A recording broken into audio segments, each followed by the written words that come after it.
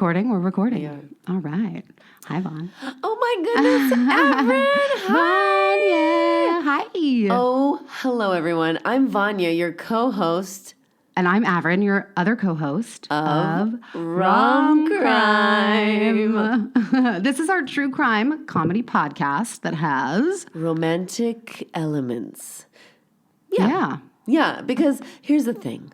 I, Vanya, am a person who am just a little terrified of life and scared of everything. So I'm the Rom. I love romantic stuff, but I also want to learn and be able to, understand the other side of life, which is the dark side. And I'm Averyn. Yeah. I guess that makes me the dark side of life. you know what though? I'm just a true crime obsessed beautiful. person. Oh, you're sweet. I think you're the light. I think you're lighter because you're interested, and I'm like dark because I'm scared. I don't know. Whatever. We're both. Guess what? We're both dark and white. We're both black and white. All of it. Yeah, we're complex individuals. We're multi-layered. Yeah. But I definitely, I guess, in our little duo here, I'm the crime. Yeah. I'm true crime obsessed. Have been for as long as I can remember. Mm-hmm.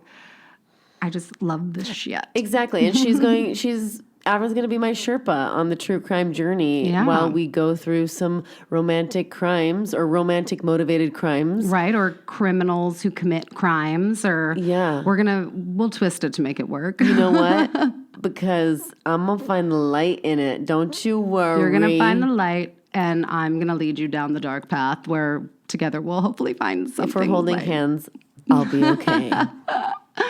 So I think one of the, things that is true about maybe why true crime stories scare you is that the most prevalent stories in society most often are crimes committed against women. Absolutely. And that is true in reality as well, not just in the things we read about or see on the news or hear about. So I thought that basically, instead of starting with a crime that, there are two victims in this story, but this is a true crime story that, if we're being honest, is every man's worst fucking nightmare.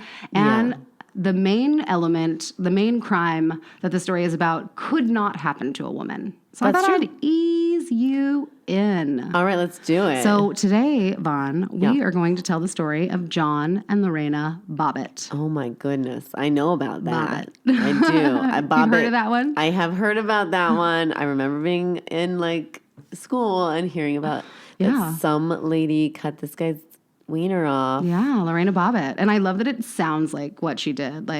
She bobbed it. She bobbed it. And it's not nice to make light of man having his penis cut off, But maybe in this case, not necessarily the wrong move. Here's the thing. But let's get into that. It's true, because the research doesn't make you feel too bad for him. No, not even a little bit. And some might say that's because we're women and we couldn't possibly understand what it means to have your penis cut off. That is which true. is accurate. I don't understand. But I will say, after everything that I have learned, I get it. Yes. I get it. And so Lorena Bobbitt was born in 1970 in Ecuador. Yes. And then she and her family eventually moved to Venezuela. And I know that one of her biggest dreams, so she didn't come from a wealthy family in any sense of the word, and quinceañeras are really big there, and they couldn't afford to throw her a huge party. So all they had some family that lived in D.C. in the U.S., so she said that all she wanted for her quinceañera was to get to go on a trip to the U.S., and that's when her kind of dreams of eventually moving to the United States took hold of her. Okay. So she does eventually make that move to the U.S., and she is living in Virginia with some family, I think a cousin, some family friends, and she's very quiet but very pretty. She does not speak English well. I watched that 4-part documentary series called Lorena on Amazon. Good stuff. Watch it. I haven't watched it yet, but I know. I've heard so many good things. It's so good. In fact, I will just say right off the bat, all of my information comes from that. All of it. I mean, I have some shoddy information off the internet. Wikipedia'd stuff too, but all of my information really does come from this. I trust their researchers. And it is so well done. So she moves to the U.S., she talks about how she learned to speak English watching soap operas and The Price is Right. Oh, wow. And, she's a romantic at heart. So she goes out with her cousins and friends, and she's always kind of the quiet one. And then one day when she's out and about, they go to this this bar where Marines hang out. Okay. And there she meets John Wayne Bobbitt. Okay. And I didn't mean that was dripping with so much sarcasm. I'm sorry. It's okay. Sometimes I have to wonder, like, why John Wayne? I mean, I just feel like that already tells you what his parents, like, they wanted an inflated You're a sense man. of... You're going to be a man. man's You're going to be a man. hard-on walking around. That's right. You are the ultimate male, John Wayne Bobbitt. But anyway, she meets John Wayne Bobbitt, and they just fall for each other. Really? And I think they actually, I think I'm wrong. They didn't meet at a bar. They met at a ball. Oh. So it was a corporal marine ball that she was taken to with some friends. And he was there. So he is in his uniform. Looking dapper. And I won't lie, part of the reason any of us know who John and Lorena are because they were a very good-looking couple. Interesting. And we know that, the media tends to really just grab hold of... Yeah, they're like, look at these beautiful people who seem like they had it all together, but they didn't. And then look at what went down. Yeah. So... But she's young, right? She's very young. She's 18 or 19 years old when they meet. They only date for 10 months. Wow. And they get married. I mean, my parents only dated for like 3 months. My parents only dated for 6 months. And they're still married. My so parents are are like mine. over 40 years. My parents are going to have their 40th this year. Oh, that's And so it's funny. wild because to be honest, my parents were friends before they ever started dating. They worked together. Oh, yeah. It's weird. I just said that and I realized it's the exact same story of me and my husband. Oh, that's so funny. We knew each other, worked together, and then ended up getting married. Oh, yeah. But knew each other a long time before we dated. Oh, my gosh. How that's so weird. funny. Yeah. I never actually put that together before. Romantic. This is a romantic This podcast, is why this guys. is romantic. Just kidding. Someone's penis gets cut off in this episode. Hopefully that doesn't happen. Here's for hoping. Fingers crossed. Emoji pray hands. That's okay, right. but So anyway, sorry, sidetrack. So they only date for a very short period of time, and they're both very young. I also believe he's pretty young too. Oh, okay. They're about the same age. So he maybe is a year or two older than her, but he's in the Marines. She is new to the States. They meet at this Marine ball. Right. They fall head over heels in love. And in June of 1989, they get married. And Lorena is a virgin when they get married. She is incredibly inexperienced. All of her friends and family basically say that he was her first ever boyfriend, her first love. And then she even still describes him that way. He was my first love. And that, as we all know, if you've had a first love, is something that you always carry with you. it's true. It's like it's not just love, it's like infatuation. Yeah, and it's the first time your heart's ever really felt that way. And when it was reciprocated and all that stuff, it's wild and it's intense. And then add sex to that, then your whole... Right. Yeah, your whole world is blown. Yeah. But anyway, they get married, and basically, pretty shortly afterwards, he just completely changes on her. Yeah. She tells the story in this documentary that I watched about how she goes out with him and his brother to a bar, and the two boys get incredibly drunk, and in the car ride home, he makes some crack at her, and she gets offended and kind of upset and starts to kind of cry a little bit, and he hits her in the car in front of his brother and tells her to stop being such a baby and all this stuff. And she said from then on, everything changed. Oh my gosh. Became this incredibly volatile, emotionally, physically, and sexually abusive husband. Ew. Do you remember that? That reminds me of that movie. It was a long, long time ago. It was when Leonardo DiCaprio was a child actor still, maybe. It's called This Boy's Life, and De Niro played De Niro, Daenerys. the father of Leonardo DiCaprio. No, he's so she's his mother is, he's a single mother, and she meets a guy from Washington State, playing from Robert De Niro's the character, and it's he seems like a great guy, just a great guy. Right. And then they get married, and it's not that way. I just remember being probably too young to watch this, but there was a scene where they're supposed to be having, it might have been the wedding night or something, I think. And they're supposed to be having this beautiful sexual moment or, like loving sexual moment. And he basically turns her around and shoves her face down into a pillow and like has sex with her from behind. And basically, so, and like, that just quickly, sets the tone for how awful he is going to be. Yeah. Oh my God. That's horrible. But that happens, no, right? I know. Well, it's so funny. Like I guess funny maybe isn't the right word for it. But if I think about a movie that introduced me to the concept of domestic violence, of a husband hurting his wife, it was Sleeping with the Enemy with Julia Roberts. Did you ever see that one? No, because my parents were like, no rated R movies until I was like really late in my the game. mom actually bought me and friends tickets to see Speed in theaters when it came out. So I was 13. Oh, you're so went, lucky. bought a ticket for herself, walked us into the theater, and then left because she had already seen it. But that was the only way we could get in. That's amazing. Betsy, you're the best. Yeah, you're the best, Betsy. But so R-rated movies were a big part of my childhood. I wish they were. Same with Adam. It might also explain a lot about my fascination with true crime because I was exposed but you're to things. also an actor and like you're a creative artist. Right. So like there's a reason you're interested in story too. Maybe you've been able to see cool stories. Right, for a very long time. There's a reason I'm obsessed with romantic comedies and like like cartoons because I wasn't. Well, Anyways, hey, they're both awesome forms of art, but I will say, so Sleeping with the Enemy, now that you're grown, you should check it out. I'm ready. So I'm ready, it's Julia everybody. Roberts. It's definitely post Pretty Woman, but not too post. Okay. She's still super young. It might have even been like the very next movie she did. Oh, wow. But it's basically the story this. of a young Julia Roberts, and she is married to this I can't remember who the actor was, but he was much older than her. Gotcha. And a very distinguished person, very wealthy. They live in this crazy, beautiful beach house Right. right on the water. And they seem to have this perfect marriage, but behind closed doors, he is incredibly violent and abusive towards her. And he's one of those like sick fucks. It's like super OCD. One of the things the movie kind of points out as you're watching, and it definitely sets up the scariest moment of the movie, but one of the times where he starts to beat her is he comes home and he is obsessed with everything in the cabinets have to be facing forward, organized by like alphabetically. I mean, just insane, impossible standards. Yeah. And so she eventually fakes her own death, gets away from him. And I don't know how he figures it out, but at some point in the movie, he is able to piece together that she didn't actually die. I think they go out on a boat or whatever, and she pretends to fall off, but she has a whole plan. Gets away, starts this new cute life in this like charming little town somewhere. I feel like maybe Maine, but I'm just saying that. It felt right. It feels like it could be Maine. Yeah.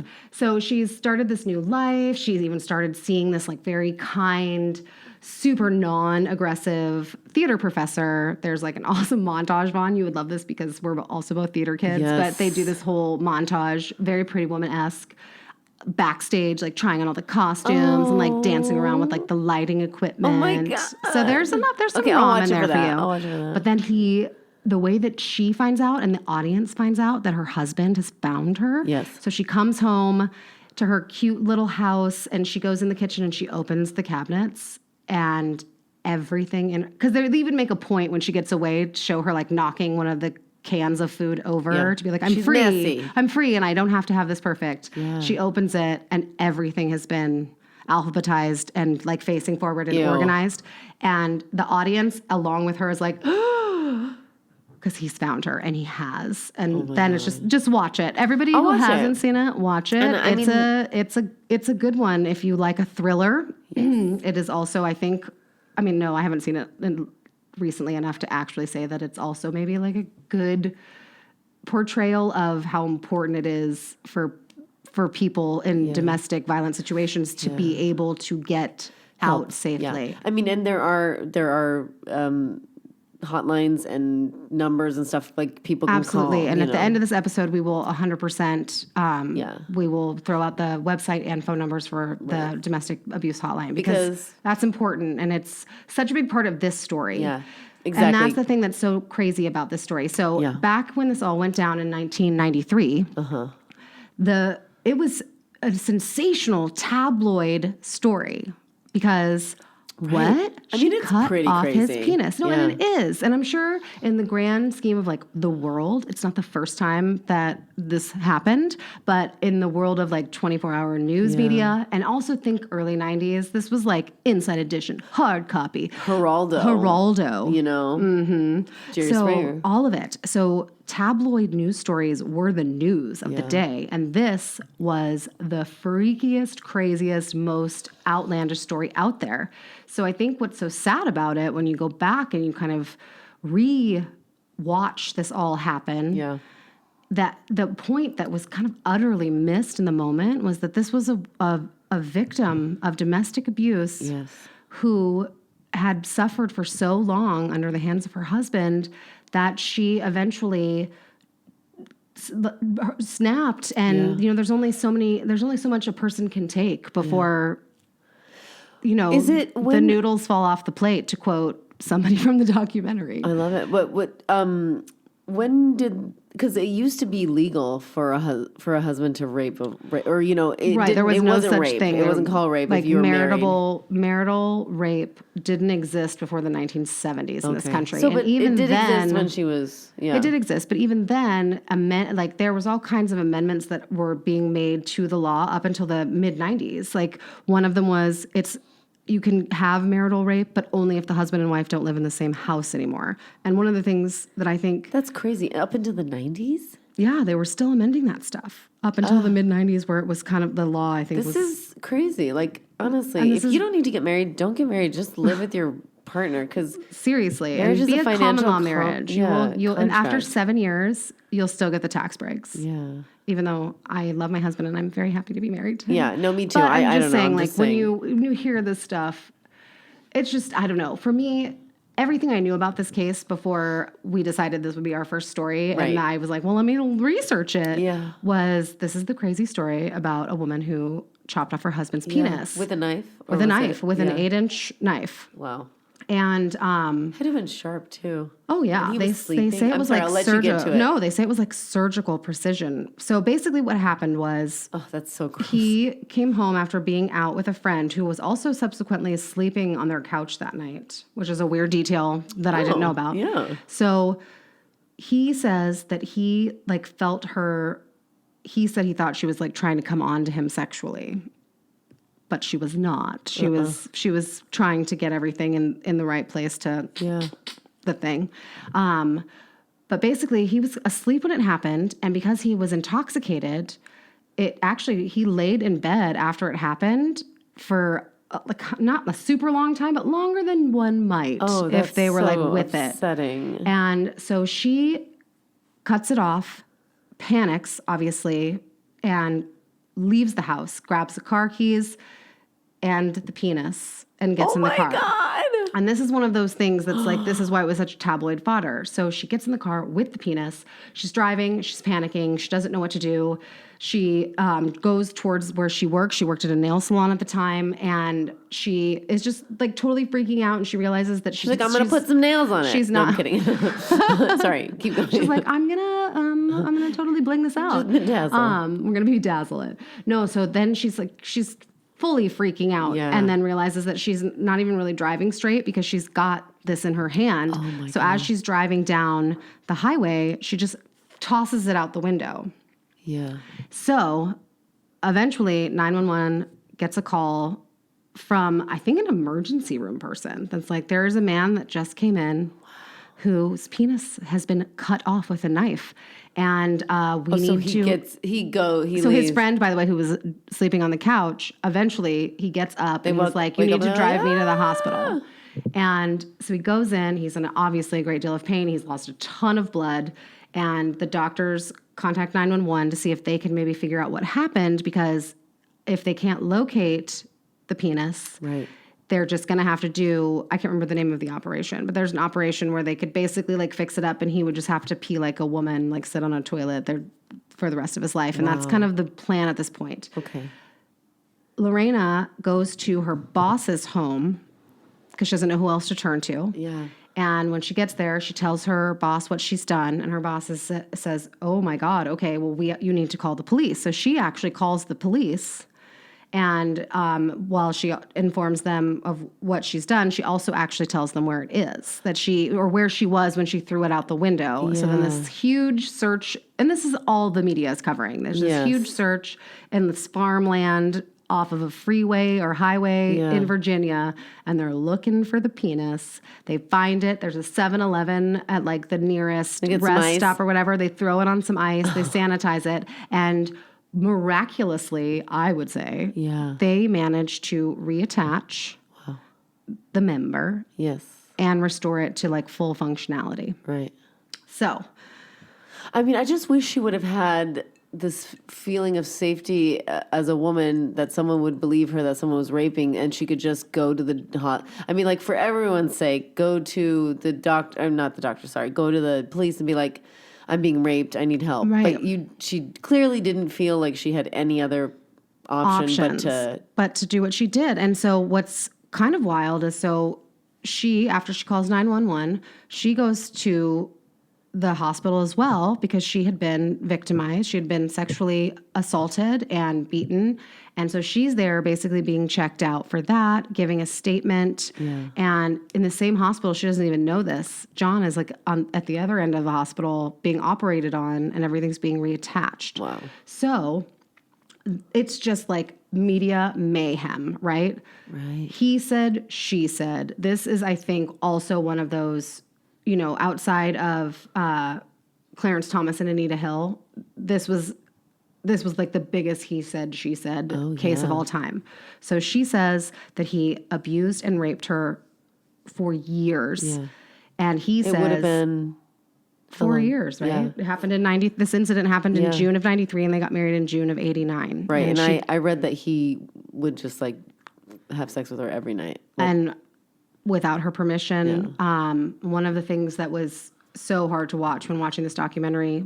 Well, no, I'm going to pause. I don't want to get to that because I'm going to go chronologically. Okay, I'm ready. But basically, they're both being accused of a crime, right? Her of malicious wounding and mutilating him, and him of physical, emotional, and sexual abuse.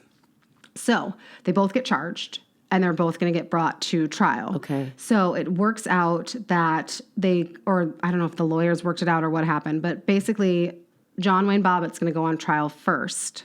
And then after that, Lorena Bobbitt's going to go on trial. So he is brought on trial for rape and assault.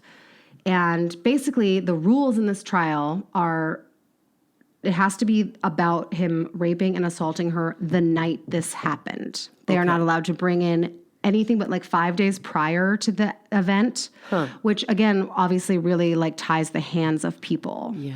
And the prosecutor in John Wayne Bobbitt's case actually ends up being the same prosecutor in Lorena's case. And there's an interesting fact in that comes up in Lorena's case. But basically, this trial goes on, media all the fuck over it. And he is ultimately acquitted of all charges, found not guilty, and off he goes.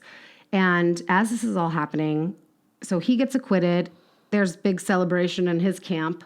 He starts making like the late night talk show rounds. Right. He is Howard Stern's favorite fucking person on the planet at this moment. They hold like a fundraiser to pay his medical bills, and it's all very Howard Stern crass-like stuff. So as he is kind of going on his little world tour, they're kind of prepping for her trial. Yeah. And basically they decide that they're going to present the defense, which is basically a not guilty by reason of insanity. And the insanity is called, it's going to come. I have it.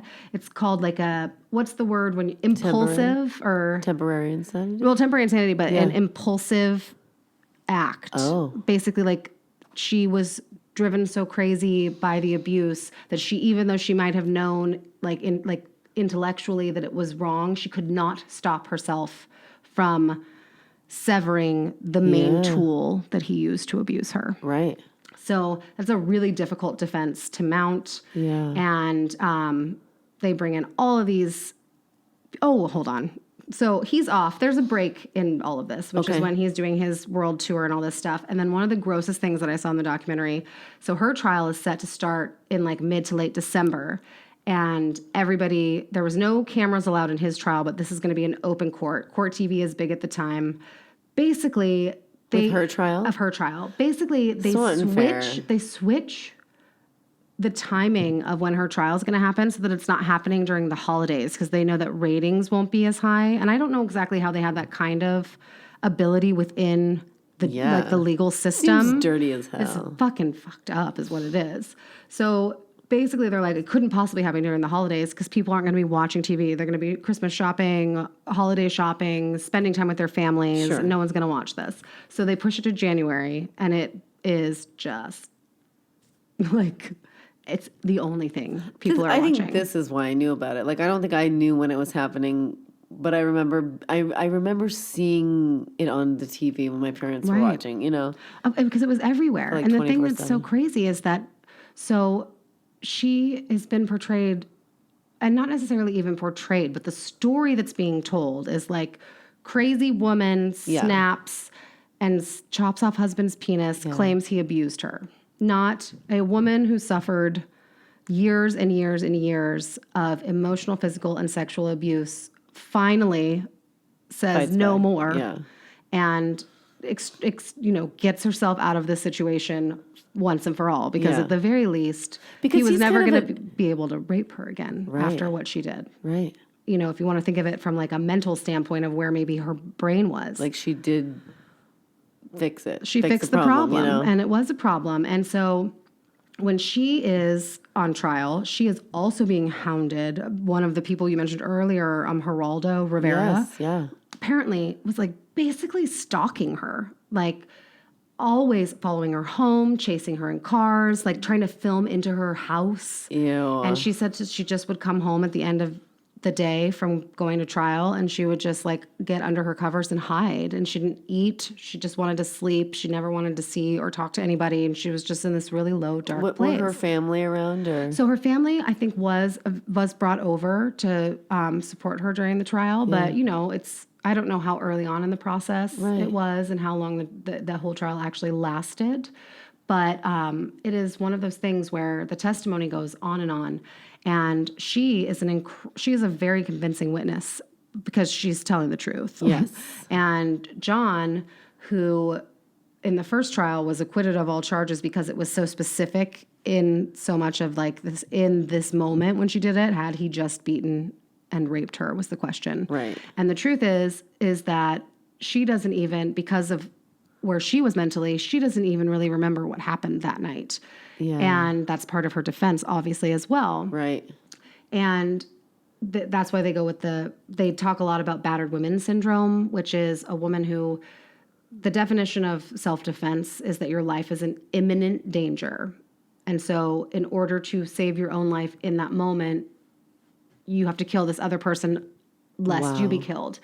And then as more and more people were trying to get this in the forefront, this domestic violence crisis in America to the forefront, they were saying there are women who always live in fear, who every moment of their life they are convinced could be their last moment. So when they act out, even though in the moment that it happens, he hadn't just hit her, it still counts. We have to but that was also incredibly difficult to prove, and most people would not win with that defense, which is why they didn't use that one. They didn't use battered women. I was going to say, syndrome. how did they? They did temporary insanity, and I believe it's called impulsive act, or like an impulsive something. I hate that I don't remember that. No, it's okay. But anyway, the things that come out in this trial that he put her through are just horrific. The emotional abuse. So he would constantly tell her she was stupid, she was ugly, she couldn't speak English.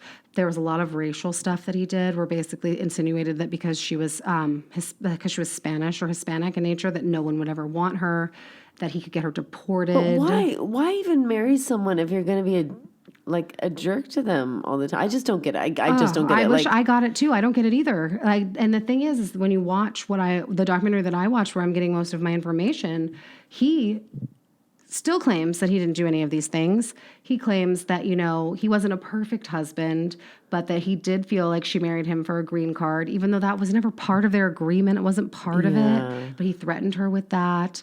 She, at one point in their marriage, had gotten pregnant and was really excited about it because she did love him, and she thought maybe this will be the thing that will change everything. Right. And instead of being happy about it, he freaked out on her and then forced her to have an abortion. And she was brought up Catholic. So this put her, because he says, we don't have the money and you're a fucking mess and you'd be a terrible mother. He was an abusive fucking asshole, everybody. That's the long story short, this guy sucked balls, big time. And he did everything under the sun to make her feel as worthless as he possibly could and as helpless in the situation as he possibly could.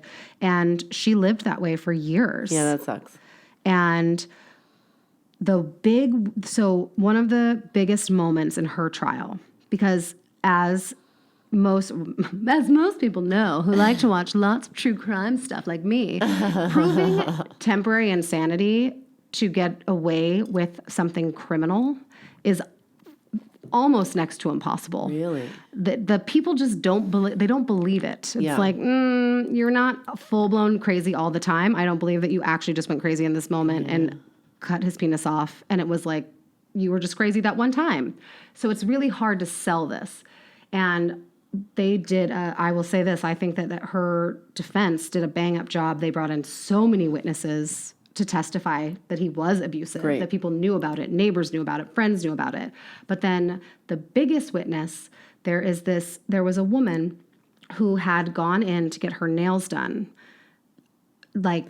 less than a week before this happened. Okay. And she sat down, and as you do when you get your nails done, you put it in the bowl. She said that she thought her name was Lena. That's what she had written in her date book. And she said, I must have been calling her Lena, and she never corrected me. But she pulled up her sleeves to start working on her nails, and her forearms were covered. And not just in pinch-looking bruises. They wrapped all the way around. And she said that she gasped, and she asked Lorena, what happened to your arms? And Lorena kind of panicked and pulled everything down and then started to kind of hyperventilate. And she said, my husband hurt me. And this woman, and again, man, Averyn, write stuff down. I can't think of her name, but she was huge. She basically... Was she a star witness? She was a star witness, if you will. And what's crazy is that she also talked about, let's call her Carol, just so I have a name for it. I know that's probably not her name, unless subconsciously I held on to that. But basically, Carol was a mother of, I think, 3 or 4 kids. She was busy. She wasn't really watching the news. So she had this experience. She told this woman, you cannot go home to that. You can come home with me. I will help you. Really? Whatever, because it was so clear what was happening. Yes, of course. And she said, I can't leave because he told me if I ever leave him, he will find me and I will never get away. And there's no point in leaving. And if I go with you, he won't only kill me, but he'll kill you. Yeah. So basically, this woman is unable to convince her to not go home that night and to seek help. Wow. Which is, I think, pretty typical of what is done to a woman in this situation, is that she is convinced that nobody will help her, no one can help her, and that her safest recourse is to just stay and hope that things don't get worse. Yeah.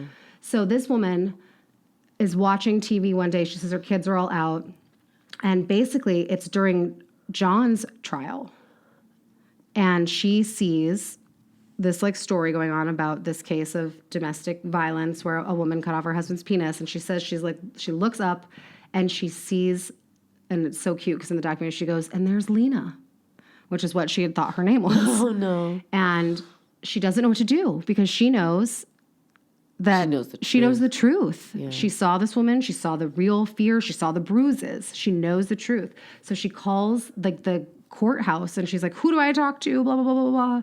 And she gets in touch with the prosecution and the defense. And the prosecution, who actually was also the prosecutor, the ADA, right, is the head prosecutor. Law and Order does not apparently tell you everything you need to know about how legal stuff works. But basically, he tells this witness to call this forensic psychologist who was one of the witnesses in Lorena's case that was basically arguing against her defense, her insanity defense, to tell him the story that she had just told the prosecutor. And, the prosecutor tells the psychologist to call this woman, and she knows this because the psychologist says, this person told me to call you.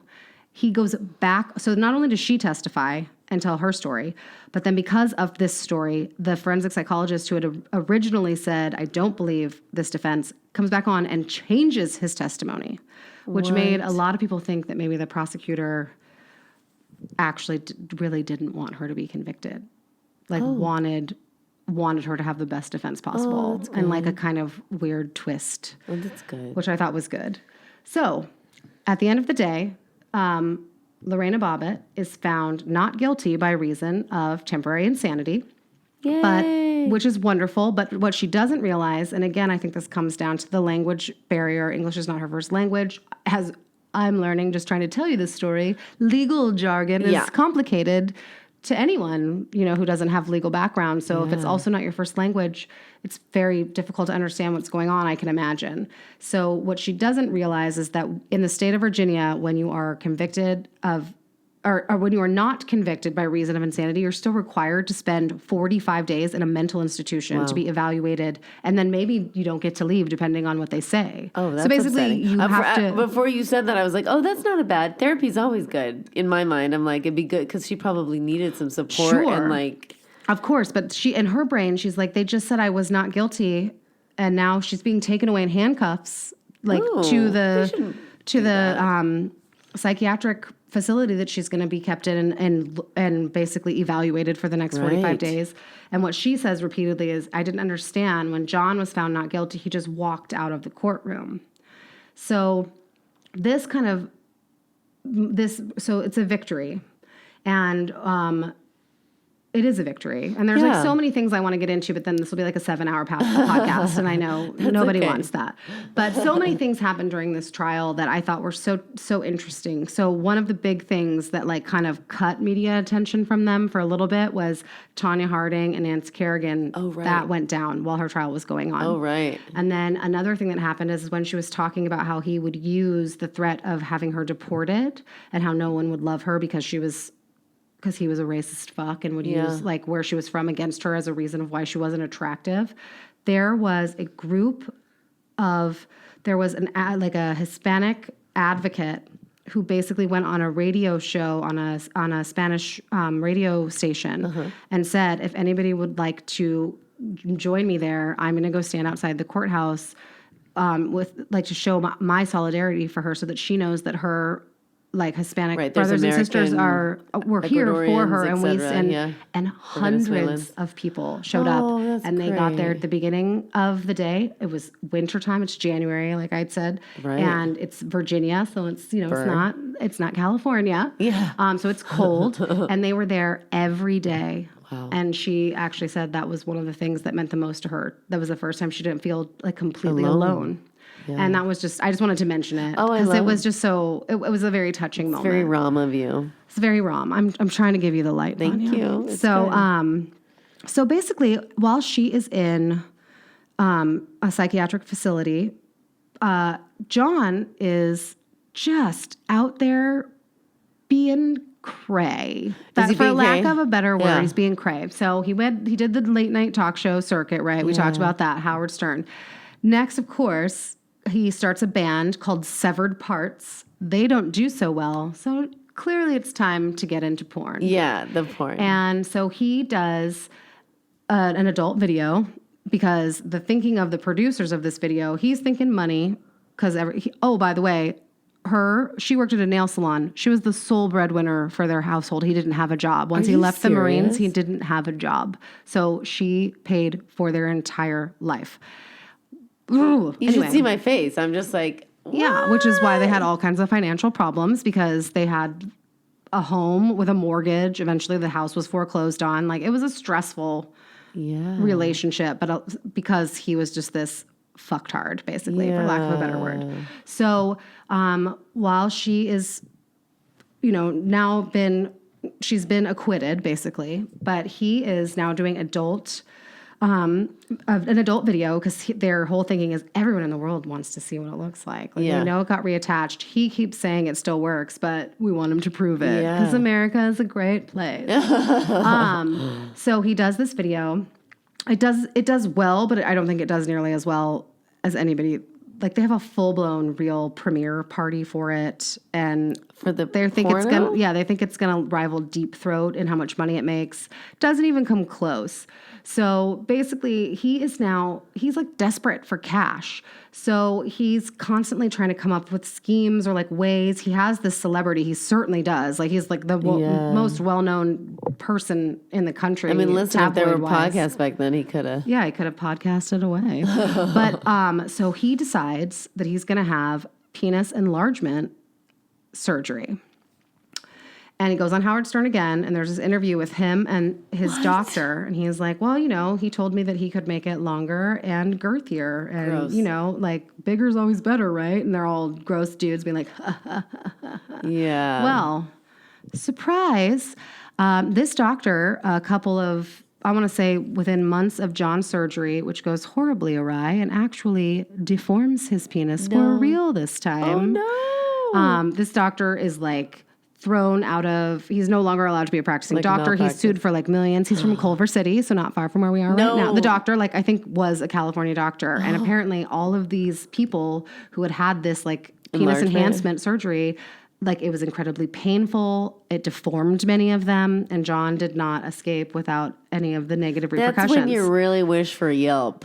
Back in the day. It was the early 90s and Yelp didn't exist, but this guy would have had 1 star. But I have to say, like, for me, when we get to this part of the story, and I apologize for my glee, because I literally was like, so you're telling me that this monster of a man who was just the worst possible husband to Lorena, she cuts off his penis. Yeah. And in an act of fucking divine intervention, they find it, they reattach it, and he's fine. And then in his greed and his need to stay in the public eye, he basically deforms his own penis. Yeah. And it just really tells you, and then he just has all kinds of problems. Right, like the rest of his life. Burglary charges, I think, at some point. Yeah, he goes to jail for like embezzlement, burglary, theft, also for beating his second wife, and then a couple of his girlfriends.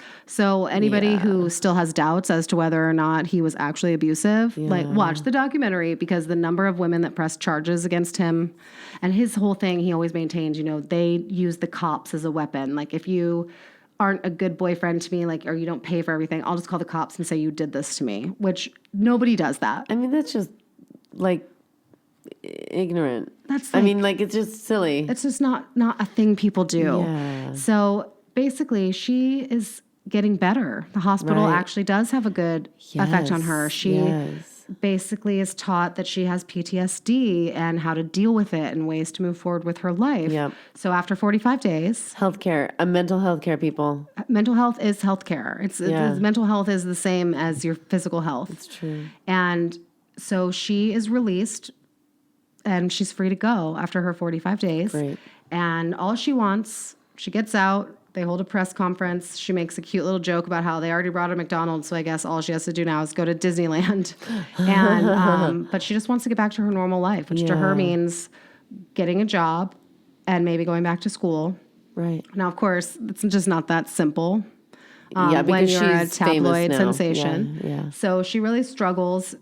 Everyone wants to interview her. And so then they want to make a TV movie about her. And so she wants to get financially back on her feet as well. Because obviously when you're not working for however many years this all took to go down, you have bills and you have stuff to do. So she wants to be able to get back on her feet. And she's offered several like lucrative, TV or motion picture deals. And I think she does make one. But somewhere in there, her boss / close friend, the one she went to after it happened, was like calling her manager, and all the deals had to go through her or whatever. And basically, she kind of stole some of the money that was supposed to be for Lorena. What? So then Lorena has to cut her off. Her family's there, but they don't know how to help her. So it's like a really rough time for a while for her when she gets out. Life for her. Yeah. But she does eventually one day she just decides, okay, well, what do I know? Like, what can I do? Yeah. And she decides that she's going to start going to women's shelters, and she's just going to start sharing her story and sharing, her survival story. Wow. And that is basically what she has done with the rest of her life. Wow. She is an advocate for domestic abuse victims, and she uses her celebrity status to there's one clip where she's on the Steve Harvey show, and he's still making the jokes about like, I understand why you cut it off, but why'd you take it? And then why'd you throw it out the window? Ha, ha, ha, ha. And she said, I know what I'm getting into when I go on these shows. Right. She goes, but as long as in that moment, while people can still make a joke of what happened, right. I can shine a big fat spotlight on domestic violence and what an issue it is, and it continues to be in this country. She said, and then it's worth it. Right. So that's what she's doing with her life. Good job, Lorena. Yes, good job, Lorena. And John Bobbitt is still around. In the documentary, it looks like he lives in Vegas, and he's a big Trump supporter. Right. And he does write her letters all the time and says that them getting back together would be the ultimate love story. And think of all the money they would make, because that would be the truest story of love and forgiveness. Yeah, I'm barfing right now. And she's remarried to a very kind man, and she's found happiness, and she is thriving. Did she have any kids? I don't think so. Yeah, or if she did, they did not include them. Well, that's good in the documentary. I have a feeling that they didn't, but it makes me sad because it seemed like she wanted them. So, well, I mean, my God, just like what a fucking asshole was this guy? Yeah. Like, aren't there rules about that? How well, you know what it is? Someone like, to do that? I like to do the research on the people and their upbringing, but I wonder what was his upbringing. Like, he maybe saw his father beat his mother. Yes, that's true. That happened. His mother had a psychotic break at some point, so he lived with his aunt and uncle. Yeah. He was raised in a house with 6 boys, which I'm not saying will turn you into... No, definitely not. Definitely not. Not even a little bit, but I feel like it was an unstable family life. He grew up maybe in a super hyper masculine house. If you only see people objectifying and beating women, then that's what you know. And that again is why mental health is super important. Yeah, because you can change. It doesn't have to be the way. If there's a guy listening right now and he's like, I can't stop beating my lady, stop. Get help. Yeah. That's so crazy. I mean, I have to say, okay, so thank you for making this our first one. I feel like welcome. I'm okay. I hope I didn't terrify you too much. Not at all. It's it's a little I like to call it dark. Butthole puckering. Yeah. Like when things are really upsetting, my booty hole goes. Right, and that's what I've done to you. It's like being close to the edge of a really high building a building. It's the idea of someone cutting a penis off. I'm like, it's vomiting. Even though I don't have one, it makes my butthole pucker. Sure, it makes you kind of cross your legs a little. Yeah, is that weird? No, not at all. But I also think sometimes I worry why am I so into these kinds of stories? Right. And then I guess the best way to explain it for me, when I think about why I'm fascinated by true crime and why I just can't seem to get enough of these stories. Is it's like, people prepare for the zombie apocalypse by planning their route and knowing what cabin in the woods they're going to go to. For me, I feel like the more I read about this stuff, the more that if I ever find myself in a situation where a crime was going to be committed against me, somehow I'd be more prepared. You know what? That makes sense to me. Yeah. I mean, Oprah always says, never let them take you to the second location. Oh, that's right. Yes, she does. And I have a story about Oprah talking to me in my head. Oh, really? Yeah. About the second location? Yes. Okay. Because, I guess I'm too naive. It was 11 a.m. I was taking a run, and, it was light outside, and it was 11 a.m. It was 11 a.m. I guess there's not more I have to tell. But I was like, I'm going to run. I'm going to da-da-da. And I'm running, and I usually go down one main street, but there's always strollers and craziness. And I was like, you know what? I'm not going to. This is in New York. We used to live. By the way, Averyn and I used to live in New York together. Yes, we did. And now we live in Los Angeles. I know. It's so exciting. I'm just so #blessed. It makes me happy. So I take a tiny street that's actually a beautiful little street to run down. And I see 2 figures in the distance. And my instinct, my fear is something's wrong, something's off. You know, like the hairs on the back of my neck just like stood. Right, your gut is talking to you. My gut is talking to me, and I ignored my fear gut, whatever, and I said, I'm not going to hurt these people's feelings, you know. Right, because Men, we're I don't so want trained. these men to think I'm scared of them or whatever. Profiling them in some or way. whatever, you know. So I don't cross the street or don't turn around. I just run through, because it means I have to run through between both of them. And I get grabbed by one guy. That's so scary. Isn't it crazy? Yeah. I mean, it all happened so fast. It happened so fast and also in such slow motion. Right. And I'm like struggling in slow motion, you know, to kind of get away, but like kind of just in shock. And then all of a sudden there was a littler one. Mm-hmm. I think they were like probably 18. I mean, they were not that old, but I think they were on drugs. There was something, there was like It's something 11 a.m. crazy and happening. You're like, why? And they were trying to drag me into a basement apartment. Oh my God, And they didn't want my money. I know. It's crazy. So anyways, the little guy says, I don't know, man. I don't think we should do it, man. Oh God, and which I'm is like, the moment that your brain is like, Yeah. oh, there's an it. well, There's that's an what it. I was like, what the? Are you gonna? Like, what are you gonna do? I literally heard, not really, but Oprah's voice in my head go, never let them take you to the second location. And I was like, what? And I did it. I don't know. I'm pretty sure like I wriggled out and I kicked the guy in the chest with my foot. Like I chopped him. And the little guy didn't even try to get me. Right. The big guy was like, I'm going to kill you, bitch. And I went on my run. And so. Holy shit. But like preparedness in the way that like hearing these stories, it is a good idea. Or hearing like. Someone like Oprah Like give saying, you really important advice. Right. Because I'll tell you, in a completely different, not at all related type of story, I also have a very large part of my life, or something that imprinted on me very young, was something that Oprah taught my mom, which was also the never let them take you to a second location.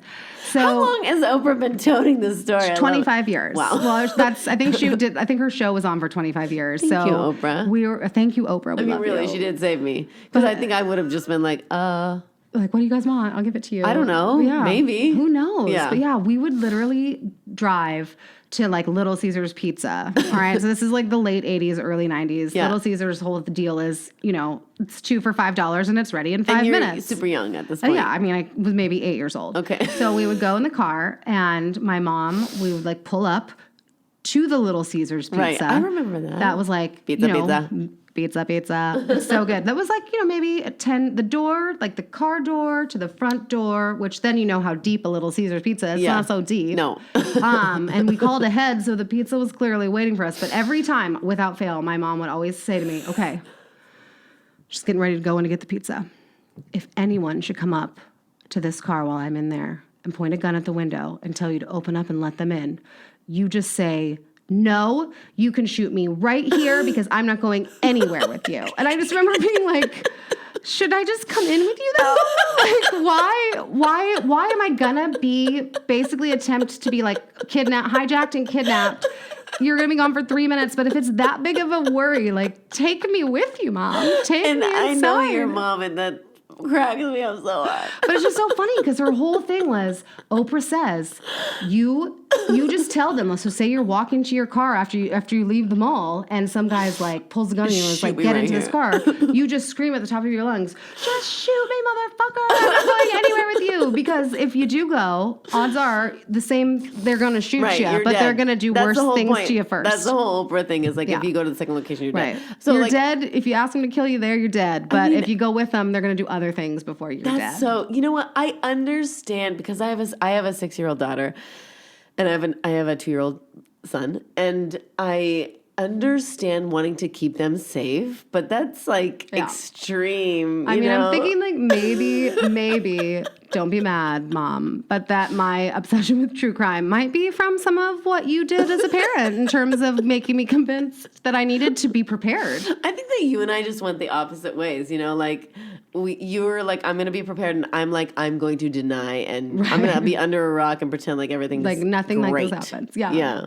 Well, that's why we're such a dynamic duo. Guys, Vonia. thank you for listening because this is exciting. I can't wait to go on this journey. I know, and I can't wait. I'm excited for when Vonia takes me on a romantic crime walk through. I You're gonna will. do it. Thank you for letting me share ugly things with you fine. and helping me find But I some feel light. safe with you, and I appreciate that. Well, I thank you. I feel safe with you too. Yeah. And to everybody who's listening, we did it. We did our first one. Yay. If you wouldn't mind, if you liked what you heard, rate, review, and subscribe. Yes, It please. helps out. We also have an email address. Yep. So romcrimepodcast@gmail.com. Yep. We love suggestions. If Yep. there is a romantic crime You can DM us that you on want Facebook us to too. talk but about. yes. Yeah, we also have Facebook, Twitter, Instagram. We have it all. You can find us all for us. over the interwebs. It's true. But please engage, and also just tell a friend. Like, really, we're out to and let me entertain you. But yeah, just like and inform you. but in a safe way. Like Oprah informed all of us. So Oprah, this episode, our podcast is sponsored by Oprah. Yeah. No, but we love Oprah. And those kinds of things I think are why this subject matter is so fascinating to so many. Because you really do learn so much about one, like human nature, and then two, also maybe how to navigate it and survive. Yep. And guys, you're about to hear it again, but our Rom Crime theme song, Miss Averyn sings it. Oh, stop. Yeah. I do. She does. She's a singer, and I will have it in my head for the rest of my life. We'll see you guys next time. Absolutely. Rom Crime.